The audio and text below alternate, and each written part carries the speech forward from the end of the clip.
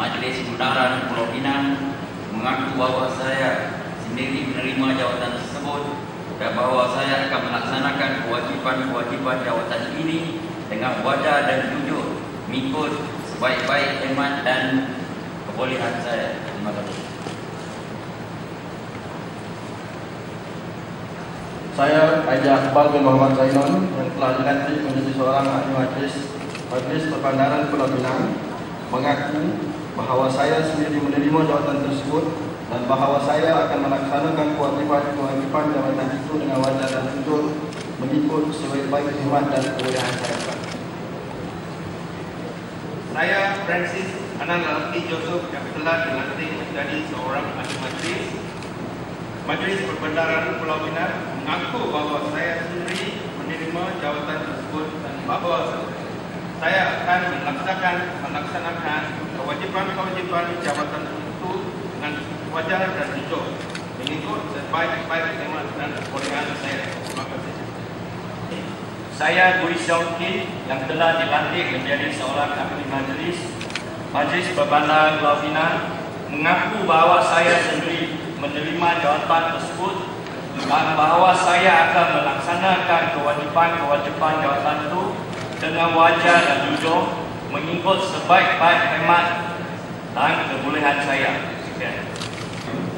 Saya akan menjadi anak bagi dan nanti yang telah dilantik menjadi seorang ahli Majlis Perbandaran Pulau Pinang bahawa saya sendiri menerima jawatan tersebut dan bahawa saya akan melaksanakan kewajipan jawatan itu dengan wajar dan jujur mengikut sebaik-baik hemat dan kebolehan saya. Saya Yusuf Ibrahim telah dilantik menjadi seorang Majlis Perbandaran Pulau Pinang mengaku bahawa saya sendiri menerima jawatan tersebut dan bahawa saya akan melaksanakan kewajipan jawatan itu dengan wajar dan jujur mengikut sebaik-baik hemat dan kebolehan. Saya Joseph Unsinsian yang telah dilantik menjadi seorang ahli Majlis Perbandaran Pulau Pinang mengaku bahawa saya sendiri menerima jawatan tersebut dan bahawa saya akan melaksanakan kewajipan jawatan itu dengan wajar dan jujur mengikut sebaik hemat dan kebolehan saya. Sekian. Terima kasih.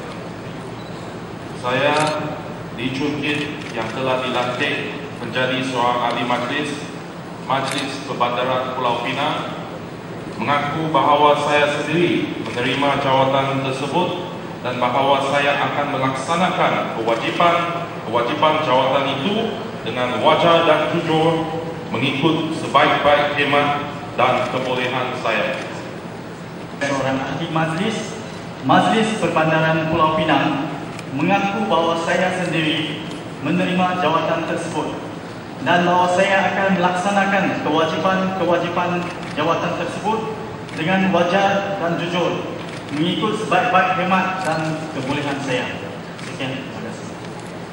Saya Lin Mahui yang telah dilantik menjadi seorang ahli Majlis Perbandaran Pulau Pinang mengakui bahawa saya sendiri menerima jawatan tersebut dan bahawa saya akan melaksanakan kewajipan jawatan itu dengan wajar dan jujur mengikut sebaik-baik hemat dan kebolehan saya. Saya bin Wanci yang telah dilantik menjadi seorang ahli Majlis Perbandaran Pulau Pinang mengaku bahawa saya sendiri menerima jawatan tersebut dan bahawa saya akan melaksanakan kewajipan jawatan itu dengan wajar dan jujur mengikut sebaik-baik hemat dan kebolehan saya. Terima kasih. Muhammad Sabri bin Marah Semana yang telah dilantik menjadi seorang ahli Majlis Perbandaran Pulau Pinang mengaku bahawa saya sendiri menerima jawatan tersebut dan bahawa saya akan melaksanakan kewajipan jawatan itu dengan wajar dan jujur mengikut sebaik-baik hemat dan kebolehan saya. Saya Rudi Ahmad Yusuf yang telah dilantik menjadi seorang ahli Majlis Perbandaran Pulau Pinang mengaku bahawa saya sendiri menerima jawatan tersebut dan bahawa saya akan melaksanakan kewajipan jawatan itu dengan wajar dan jujur mengikut sebaik-baik hemat dan kebolehan saya. Ya. Saya Iman Fitra binti Abdul Halim yang telah dilantik menjadi seorang ahli Majlis Majlis Perbandaran Pulau Pinang mengaku bahawa saya sendiri menerima jawatan tersebut dan bahawa saya akan melaksanakan kewajipan-kewajipan jawatan itu dengan wajar dan jujur mengikut sebaik-baik khidmat dan kebolehan saya. Saya Bung Tiong yang telah dilantik oleh seorang ahli majlis Majlis Perbandaran Pulau Pinang mengaku bahawa saya sendiri menerima jawatan tersebut dan bahawa saya akan melaksanakan kewajipan-kewajipan jawatan itu dengan wajar dan jujur mengikut sebaik-baik khidmat dan kebolehan saya. Intoksian yang telah dilantik menjadi seorang ahli majlis Majlis Perbandaran Pulau Pinang mengaku bahawa saya sendiri menerima jawatan tersebut dan bahawa saya akan melaksanakan kewajipan-kewajipan jawatan itu dengan wajar dan jujur mengikut sebaik-baik khidmat dan kebolehan saya. Terima kasih. Saya Susma Subramaniam yang telah dilantik menjadi seorang ahli majlis Majlis Perbandaran Pulau Pinang mengaku bahawa saya sendiri menerima jawatan tersebut dan bahawa saya akan melaksanakan kewajipan jawatan itu dengan wajar dan jujur mengikut sebaik-baik hikmat dan kebolehan saya. Saya Tan Chiu Chun yang telah dilantik menjadi seorang ahli Majlis Perbandaran Pulau Pinang mengaku bahawa saya sendiri menerima jawatan tersebut dan bahawa saya akan melaksanakan kewajipan-kewajipan jawatan itu dengan wajar dan jujur mengikut sebaik-baik khidmat dan kebolehan saya.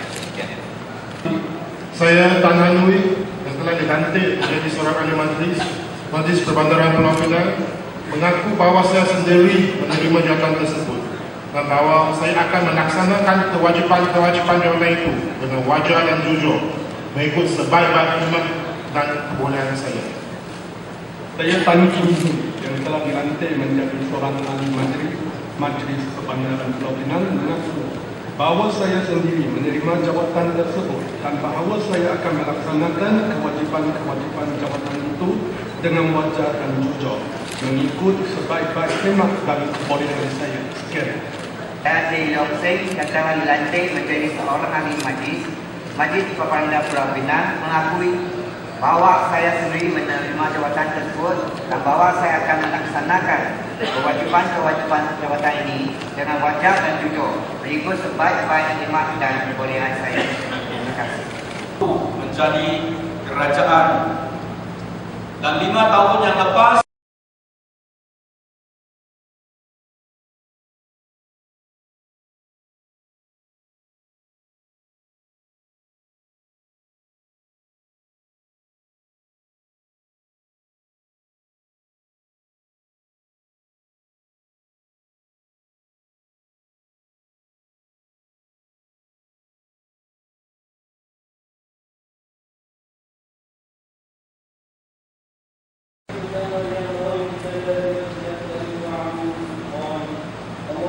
memberikan penekanan bahawa kita mesti berpandukan tugas-tugas yang dijalankan untuk memenuhi keempat KPI ini: bersih, hijau, sihat dan selamat. Dan saya harap bahawa semua ahli majlis boleh memberikan kerjasama yang penuh kepada Wan Wicau Kuan Yew sebagai exco yang bertanggungjawab selama lebih 5 tahun ini. Sebagai seorang amat berpengalaman, beliau telah sedikit sebanyak telah membolehkan Pulau Pinang kini mencapai KPI yang kita hendaki. Tentu dengan sokongan penuh daripada kerajaan negeri. Tetapi itu adalah asas kejayaan mana-mana bandar. Tak boleh lari jauh daripada keempat syarat ini. Nah, baru-baru ini kita boleh lihat bahawa keselamatan menjadi satu isu yang kembali. Seperti yang semua tahu, dalam 5 tahun ini kerajaan negeri memberikan tumpuan untuk mengurangkan jenayah, sehingga ada setengah pihak rasa Pulau Pinang sekarang sudah selamat. Dan memang dalam 5 tahun ini Pulau Pinang memimpin seluruh negara dengan membolehkan kadar jenayah turun dengan paling banyak di antara semua negeri di Malaysia. Sehingga kita tak harus rasa kepo kalau kita cakap Pulau Pinang negeri paling selamat di Malaysia. Tapi baru-baru ini kita lihat semua dalam 5 tahun kita memimpin seluruh negara dengan penurunan kadar jenayah yang paling banyak. Tapi tahun ini sebaliknya berlaku, iaitu peningkatan kadar jenayah jalanan, street crimes yang paling tinggi. Saya rasa kalau tak paling tinggi, di antara yang paling tinggi di Malaysia. Hanya untuk tahun ini saja, daripada bulan 1 hingga bulan 5 berbanding dengan tahun lepas, jenayah jalanan telah naik sebanyak 72%. Ini adalah peningkatan yang amat membimbangkan. Dan saya nak tahu kedudukan yang terkini. Kita akan dapat maklumat daripada pihak CPO untuk tahu apakah pecahan dari segi daerah untuk bulan 6. Tapi walau macam mana pun, semua pun ini adalah tugas utama, adalah tugas teras pihak polis. Kita tak boleh hanya pandang di tepi saja. Kita kena juga kalau boleh berikan kerjasama dan bantuan. Oleh itu, Kerajaan negeri telah meminta kedua-dua PBT untuk menggerakkan dan menjayakan program Bandar Selamat. Bukan sahaja dalam aspek memasang CCTV, malah juga dalam aspek memasang jam lampu jalan. Arahan telah dikeluarkan kepada MPPB untuk memasang suatu tiang lampu, sekurang-kurangnya satu tiang lampu setiap hari. Iaitu dalam setahun mesti kurang-kurang ada 350 dan 60, sekurang-kurangnya 360 sampai 400 lah. Tapi sekurang-kurangnya mesti satu hari pasang satu tiang lampu jalan. Dan kita pun telah awalkan pemasangan CCTV. Daripada tahun depan kita nak semua dipasang pada akhir tahun ini. Sekarang di Pulau Pinang ada 44 CCTV, 24 dipasang oleh kerajaan perumahan dan kerajaan tempatan, 20 dipasang oleh 36, 24 dipasang oleh KPKT, Kementerian Kerajaan Tempatan dan Perumahan, 36 dipasang oleh MPPB, menjadikan keseluruhannya 60 CCTV. Kita nak tambah lagi, dan MPPB akan pasang 70 lagi CCTV dengan harga 1.5 juta ringgit. Dan kalau kita ikut jadual, 70 CCTV tambahan akan dipasang siap pada akhir tahun depan. Kita awalkan satu tahun, kita nak semua siap dipasang pada akhir tahun. Dan kalau kewangan saya rasa tak jadi masalah, kewangan mesti diberikan kerana kerajaan negeri tidak akan kompromi untuk lawan jenayah, khususnya jenayah jalanan. Kita tak mahu lihat apa yang berlaku di bandaraya lain berlaku di Pulau Pinang. Dan saya rasa cuma kita tak boleh pastikan jenayah sifat, tapi sekurang-kurangnya kita nak keluarkan satu mesej. Kita apa yang kita sebut dalam bahasa Inggeris, we are not only tough on crime, we are also tough on the causes of crime. Bahawa kita bukan sahaja tegas lawan jenayah, kita pun akan sama-sama tegas lawan asal usul jenayah.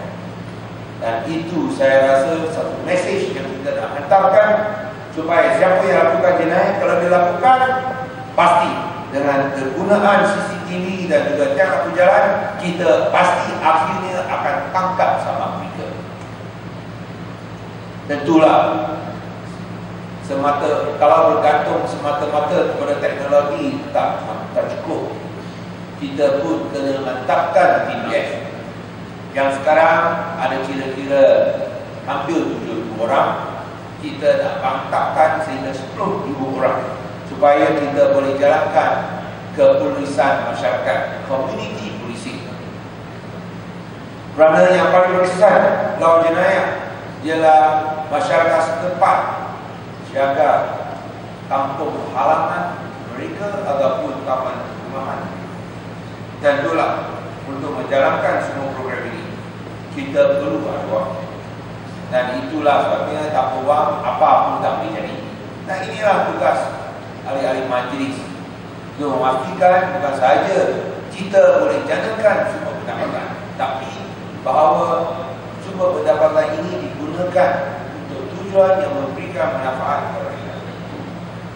Menerusi Ustaz Bank, MBPP telah berjaya mencatatkan prestasi kewangan yang membanggakan dengan kelebihan bajet untuk 3 tahun berturut-turut sebanyak 61 juta pada tahun 2010, 57 juta pada tahun 2011 dan 80 juta untuk tahun lepas. Dan wang ini telah digunakan untuk mengurangkan atau membuat melebarkan jalan. Dan saya percaya rakyat dapat lihat program-program jalan raya yang telah dijalankan dalam beberapa tahun. Dan ini adalah salah satu penekanan oleh pihak MBPP, di mana saya rasa kalau kita lihat dari segi jurutera sekarang sangat sibuk. Dulu mereka hanya jaga kereta kerana tak ada jalan, baru hanya boleh jaga kereta. Sekarang boleh bukan sahaja jaga jalan tapi buat jalan. Dan ini adalah satu perubahan yang paling kental. Sebelum ini tak banyak buat jalan, sekarang banyak-banyak buat jalan. Dan ini akan membuka lagi ruang untuk mengatasi kesesakan yang sedia. Dengan kelebihan sedemikian, MBPP pun telah melaksanakan beberapa projek pembangunan. Saya rasa semua tahu, sama ada kita naik jalan pasar, buat taman hijau, memelihara bangunan-bangunan dewan, menaik taraf lift, juga untuk bangunan-bangunan ataupun rumah-rumah awam yang dimiliki MBPP, dan juga untuk platform menunggu terminal bas ekspres Sungai Timur. Semua ini saya rasa dapat dijalankan bagi kompleks bukan pada pulau dan stadium bandaraya. Semua ini dapat dijalankan kerana kita ada sumber kewangan. Satu lagi aspek yang harus juga mendapat perhatian ialah longkang-longkang kita. Saya rasa ini penting kerana kalau longkang-longkang dan tandas kita, kerana kalau ini tidak diuruskan dengan baik, masalah banjir saya rasa akan menghantui penduduk-penduduk setempat. Itulah sebabnya Wabi Chow selain daripada bertanggungjawab atas pihak berkuasa tempatan, sekarang ada lagi satu tugas tambahan di Jakarta sebagai school development. Dia cakap dia hanya nak jaga longkang besar saja, tapi longkang kecil kena jaga kerana itu bawah MBPP dan MSP. Dan kalau kita lihat perbelanjaan yang dibuat untuk kos pembinaan jalan, semua pun kita telah belanjakan untuk program-program pembangunan sebanyak hampir 100 juta ringgit. Hampir 100 juta ringgit. Untuk kos pembinaan jalan tahun ini 13.8 juta. Kos pembinaan dewan 3.8 juta.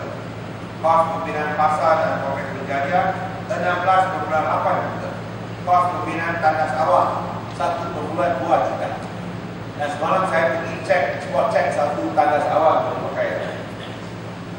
pakai. Saya rasa itu penting. Kalau ada mana-mana tandas awam yang diselenggarakan oleh MBPP tak bersih atau tak elok, kita kena ambil tindakan dengan cepat. Kos untuk pembinaan taman setengah juta, pembasahan yang lampu 270,000, tapi ini akan ditambah lagi sebagai peruntukan cemas.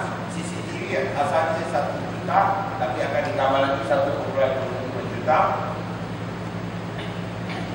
Bicycle lane 5.8 juta dan juga kompleks bukan 4.7 juta.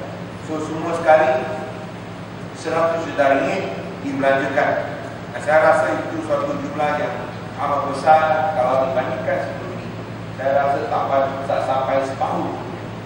Dan inilah menunjukkan betapa seriusnya MPBP untuk memastikan kita dapat memenuhi keempat-empat kriteria utama yang saya sebut: bersih, hijau, sihat dan selamat. Tapi untuk membolehkan rakyat Pulau Pinang hidup dengan bahagia dan sejahtera. Terima kasih.